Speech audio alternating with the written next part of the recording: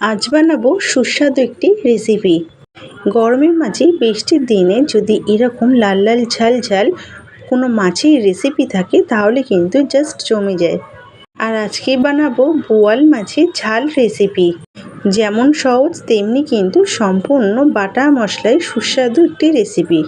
বানানো কিন্তু ভীষণই সহজ, তাহলে চলুন রেসিপিটি দেখে নেওয়া যাক। প্রথমে কয়েকটি বোয়াল মাছের টুকরো আমি নিয়ে নিয়েছি, এখানে ভালো করে ধুয়ে বেছে নিয়েছি। আর পিসগুলো দেখতে পাচ্ছেন সবকটি কিন্তু বেশ বড় বড় পিস। এর মধ্যে কিন্তু ভালোভাবে নুন, হলুদ এবং সর্ষের তেল আমি 1 চামচ মতন দিয়ে মাখিয়ে নিয়েছি। তেল দিয়ে মাখিয়ে নেবার কারণই হচ্ছে যেহেতু এটা তৈলাক্ত মাছ, ভেজে নেবার সময় কিন্তু খুব সাবধানে ভাজতে হয়, নাহলে কিন্তু তেল ছিটকে গায়ে আসে। মাছগুলো খুব ভালো করে মাখিয়ে আমি 10 মিনিটের জন্য রেস্টে রেখেছিলাম। এই রান্নার মশলার জন্য লাগবে পেঁয়াজ আর শুকনো লঙ্কা বেটে নিয়েছি, টমেটো বেটেছি, আর নিয়েছি হলুদ কালো সর্ষে বাটা, আদা রসুন বাটা, চেরা কাঁচা লঙ্কা, সরু সরু করে আলু আমি কেটে নিয়েছি। এরপর রান্নার জন্য আমি পরিমাণ মতন তেল এবং নুন দিয়ে নিয়েছি এবং একে একে মাখিয়ে রাখা মাছগুলো দিয়ে এপিঠ ওপিঠ লালচে করে ভেজে তুলে নেব। এরপর বাকি তেলের মধ্যে আগে থেকে কেটে রাখা আলুগুলো দিয়ে ভালো করে লালচে করে ভেজে একটি পাত্রে তুলে নেব।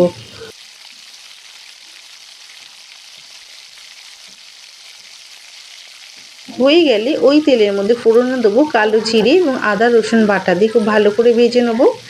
কষিয়ে নেব হয়ে গেলে পেঁয়াজ বাটা লঙ্কা বাটা দিয়ে আবার খুব ভালো করে কষিয়ে নেব। হয়ে গেলে টমেটো যে বেটে রেখেছিলেন টমেটো বাটা দিয়ে ভালো করে আবার কষিয়ে নেব, যাতে টমেটোর কাঁচা গন্ধটা এবং ঝোলো ভাবটা যাতে একবারে কাটে। হয়ে গেলে কিছুটা জল দিয়ে সর্ষে বাটা আর চেরা কাঁচা লঙ্কা দিয়ে 2 মিনিট মতন কষিয়ে নেব। কষিয়ে নেওয়া হয়ে গেলে মশলা দেওয়ার জল দিয়ে একে একে গুঁড়ো মশলার মধ্যে দেবো হলুদ গুঁড়ো, লঙ্কা গুঁড়ো, জিরে গুঁড়ো, ধনিয়া গুঁড়ো আর স্বাদ মতো নুন দিয়ে খুব ভালো করে কষিয়ে নেব যতক্ষণ না মশলা থেকে তেল ছাড়ে।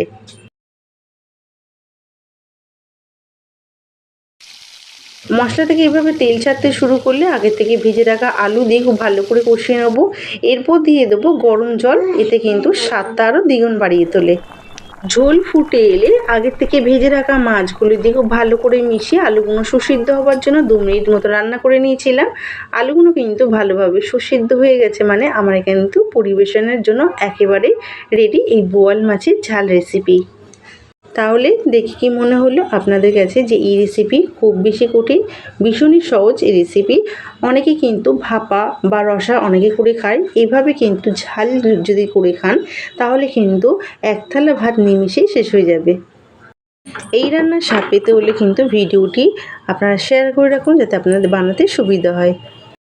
ভিডিওটি সম্পূর্ণ দেখার জন্য অসংখ্য ধন্যবাদ তাদেরকে যারা চ্যানেলটি সাবস্ক্রাইব করে আমার পাশে থেকেছেন।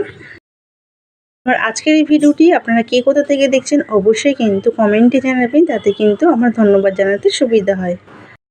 আর সাথে আজকে ভিডিওটি ভালো লেগে থাকলে লাইক এবং শেয়ার করে দেবেন। আর কোনো বন্ধু যদি এই চ্যানেলে নতুন হয়ে থাকেন তাহলে কিন্তু চ্যানেলটি সাবস্ক্রাইব করে পাশে বেল আইকনটি প্রেস করে রাখবেন, যাতে সবার আগে নতুনত্ব ভিডিও আপনার কাছে পৌঁছাতে পারে।